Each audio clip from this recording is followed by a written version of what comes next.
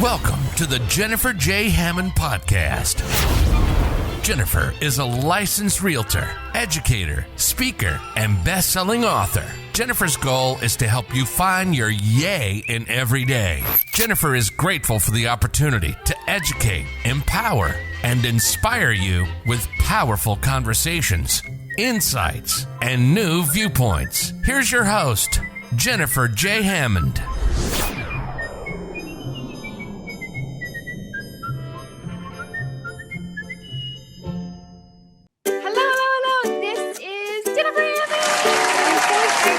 As you know, I want you to know all you need to know to buy your first home or your seventh home or any home. And I don't want anything to get in your way, especially not student loan debt. So I have two amazing people who are here with us today to help us learn what can we do to get rid of or prevent from having student loan debt and having that prevent us from being able to buy homes. So we have, now I'm going to say it wrong.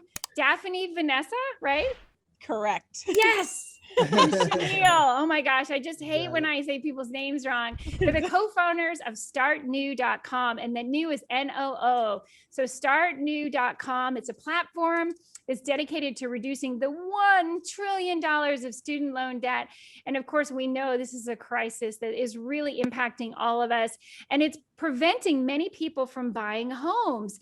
So first of all, of course, welcome and thank you for your mission. Oh, thank you so much for having Thank you. us. No, we're so excited to be here and share with your audience.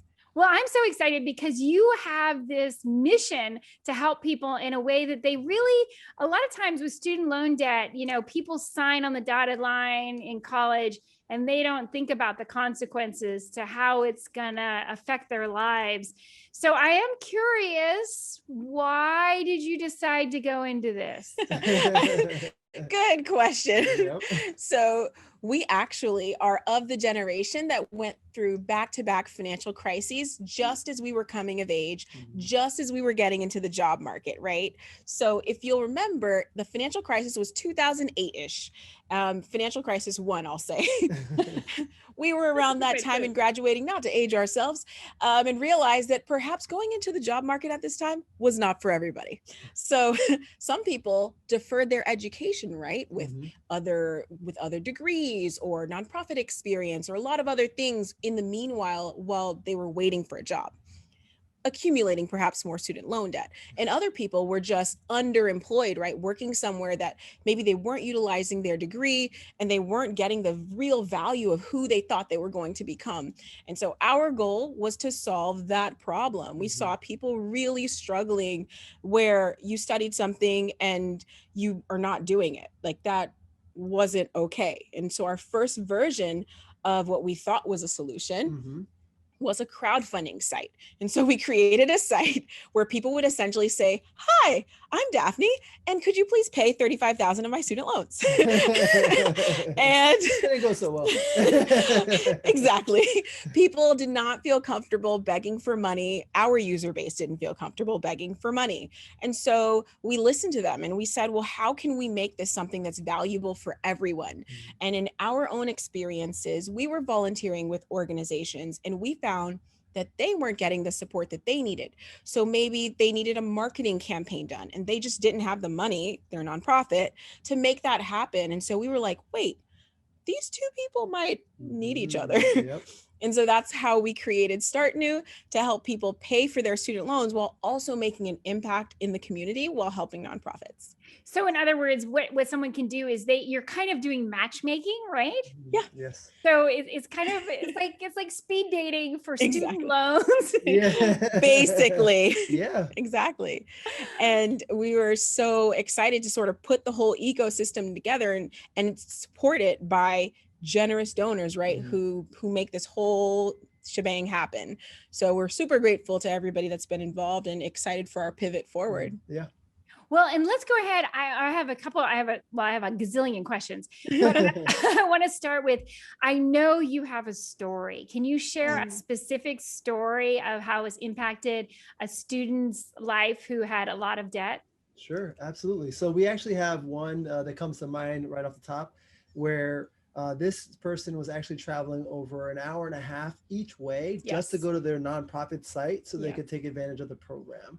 And so for us, that was something that was really instrumental of, or demonstrating how important, how serious the student loan debt crisis is, because people are letting debt make decisions for them. And so it was really fantastic to have that person share that part of the story with us, because an hour and a half each way, so 3 hours just to get some sort of payment towards your student loans is real. And I think that's something that like always stuck with me and keeps me motivated to continue to move forward with our program. Yeah. And so many beautiful stories like that, where people really are willing to go the extra mile. They're like, what solution is out there? I'm willing to do all of them, anything at all, to just make it to the step of not having student loans anymore. So I agree. That was super inspiring story. Well, and I think it's so important because, again, that student loan debt follows people and prevents them from doing things like buying a home. Yes. And I mean, I haven't recently looked at the statistics, but there are some really shocking statistics on how many first-time home buyers are not buying their first home strictly because of the student loan debt. And there are solutions to that, but it's still even a mindset, you know, it's one of those blocks where they think, well, there's just so much. How could I possibly take on a mortgage when I'm overwhelmed already with all this student loan debt? And then quite frankly, the confusion of what does this mean? You know, Exactly. am I going to be, and it's so funny. I don't know if you know, I love, if you look up words, one of the most interesting things about the word mortgage, good and bad, it comes from Greek and Latin, and a Latin obviously root, but it's interesting because the original meaning is debt till death. Who wants that? Who wants to agree to be in debt till death? I think wow, they really should have called student loans mortgages then, because those seem to follow people longer than and prevent people from being able to buy a home or even do some of the things that they want to do in life. I mean, I unfortunately, I've met people who they're thinking about buying a home, but they're like, well, I've been hiding from my student loan. Oh no. What? Oh my gosh. So I think that what you're doing is so important and so impactful. So let's talk about that for just a second, is the emotional, and I want to say the mindset of fear of not wanting to even, you know, call back their mortgage. Like I said, not mortgage, their student loan servicer, because again, the other thing that becomes confusing is just like a mortgage, a lot of times it gets switched from one service provider to another one, and then it just becomes so confusing. And then, as you know, when people graduate, a lot of times they move from city to city. So this becomes an interesting cat and mouse game. What would you say about the emotional side of it? The emotional side is huge. I mean, you thought you went to school so that you could make the world a better place and contribute in whatever you studied, right? And then you have this weight holding you down, preventing you from moving forward. And so what that does psychologically is that you may enter issues of self-worth, right? And we've heard a lot about that. We've heard that 53% of student loan borrowers are struggling with mental health issues. And so it's a large number. Absolutely. And so that's the type of thing that we need to start talking about a little bit more, right? Both on the side of bringing awareness, but also on the side of, well, how can we reduce the stress that comes from this? Does it come from information? Does it come from having the right education materials available for people? How can we alleviate the stress, both as professionals, but also as a community, right? That's what we are. Like, we're a country, but we're a community, and we have to start thinking more like a community to help each other. I agree. Oh my gosh. And I love the background. I wanted to have you guys talk a little bit about your backgrounds. I grew up on a little island, Key West, which is not too far from Puerto Rico or Haiti. Yes. So will you guys talk about, I know you're American, but your heritage is really interesting as well. Right. So will you share a little bit about your background and how does that come into play today when you're advocating for people who are they want to get a higher education, but of course the debt part of it is something that really is very real. It is. Yeah, it's very real and very scary. Yeah. No, absolutely. I think for me and my family came over when the 70s, I want to say, from Puerto Rico. And one big aspect in terms of like how that's impacted us is like, you know, there's like that, what I consider like immigrant hardworking, like, you know, story that you hear often. But the story that I was always told when I was growing up is like, you're going to college. It's not if you're going to go, it's you are going to go to college. But that was really the extent of our conversation, right? It was just like, that's all you have to do. But what I didn't know, and I learned unfortunately the hard way, was that I didn't know how I was paying for school. Right. And so when I got to school, like you had said, when we first started the show, was like, it was just too easy to sign a document and be like, oh, you can worry about it later. Right. Yeah, exactly. Oh, just sign here. We'll take care of the rest later. When you graduate, you'll be fine. Right. And so I grew up in that time where there was less regulation on that. And so you were just like, oh, yeah, sure. No problem. And so unfortunately, I had learned the hard way. And so I got way too much student loan debt compared to like what options I had available that I just didn't know. And I think that's, you know, something that I take away when I speak to a lot of people now, where I'm saying like, look, you may be from an immigrant background, or you just may be from a family that doesn't know. You may be the first person going through this process. Let's explore the options that you have, right? Don't just sign the dotted line of the first paper that comes your way, because you might be able to negotiate. You might be able to like find extra money elsewhere that you had no idea even existed. Right. And so that's where I think it's impacted me the most, because unfortunately I was the person that just didn't know and didn't have the guidance.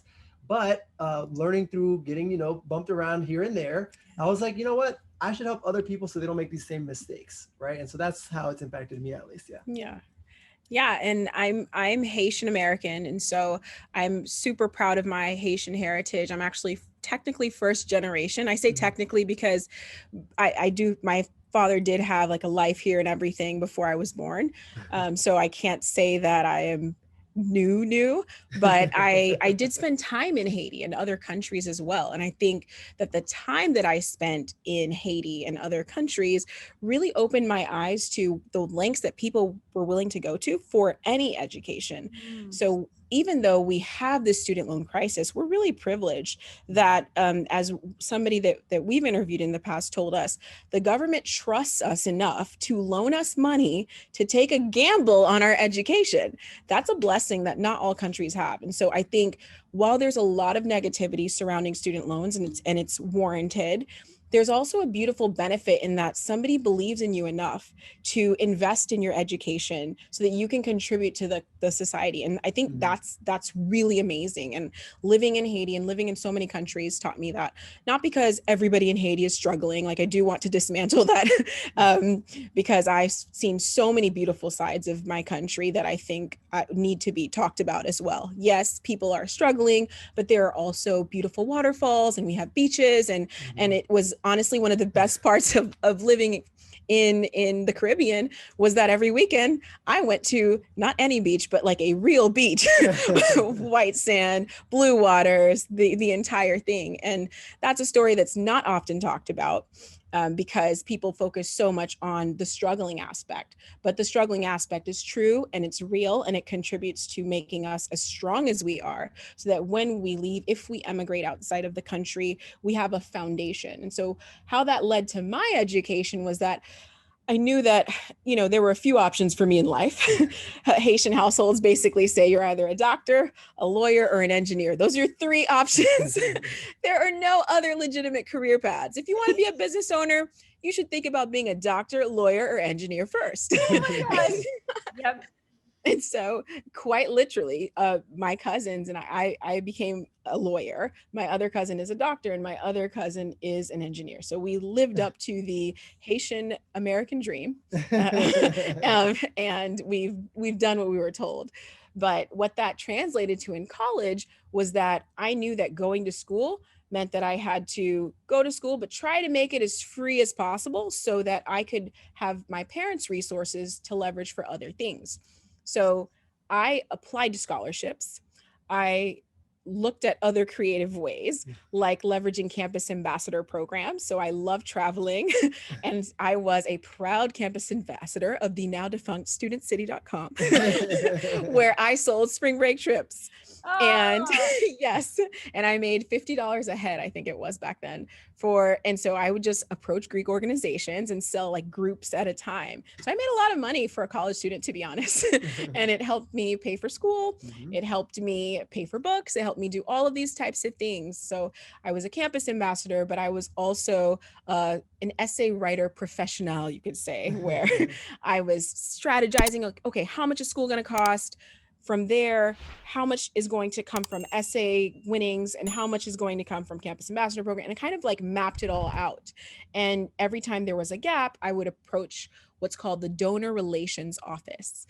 And so it's a beautiful office where if you develop the right relationships and you learn their process, you can apply for individual scholarships with donors. And all they ask of you is that you write a lovely thank you letter at the end and you go to a nice dinner and say thank you. It's really that simple. Yes. So a combination of all of those different types of ways of paying for school helped me really cover my undergraduate tuition expenses completely. And that was such a blessing. Oh, I forgot one. I also sang for the school and church. So I sang. And they paid for you? And they paid for me. Yes. Yes. That's a good gig. Wow. I did. So I used music to, because originally so my parents wanted me to be a doctor, lawyer, engineer, but guys, I came to New York to be a musician that I never became. Not yet. It's not over. I was going to say, you're still going to do it. You're still going to do it. That dream isn't dead.